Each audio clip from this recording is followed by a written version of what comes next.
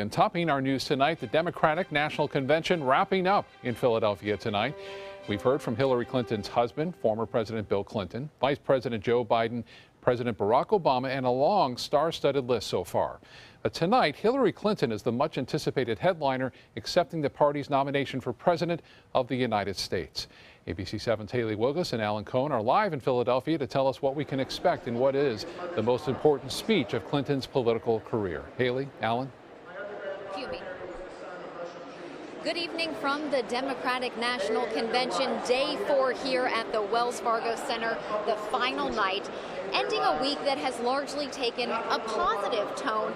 Some critics saying maybe a little too much so, that some of the speeches were too altruistic, while others pointing out, some pundits saying that the Democrats seem to be taking a page out of the Republicans' playbook, talking about faith, Ronald Reagan, and American values. But conventions aside, we know after this, going forward, the path to the White House runs right through Florida.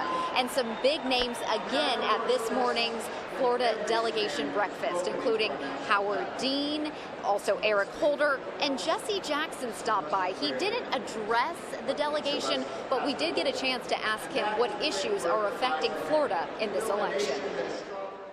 Medicaid for millions of people been undermined in Florida. Student loan debt, greater than credit card debt. So I think if you focus on student loan debt coming down and wages going up and Medicaid, those are hard issues.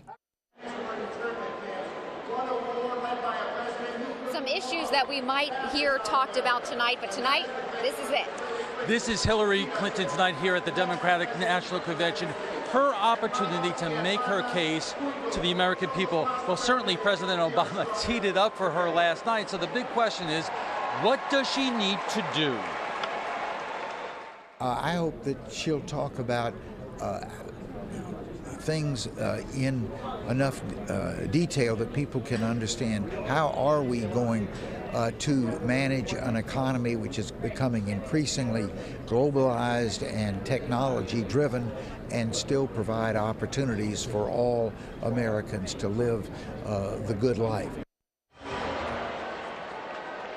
Well, she definitely has a tough act to follow after President Obama last night, but some analysts are saying what she can win tonight is a lot of independent swing voters, depending on what she has to say tonight. So it should be fascinating to watch. Yes, and a lot of those swing voters residing in Florida.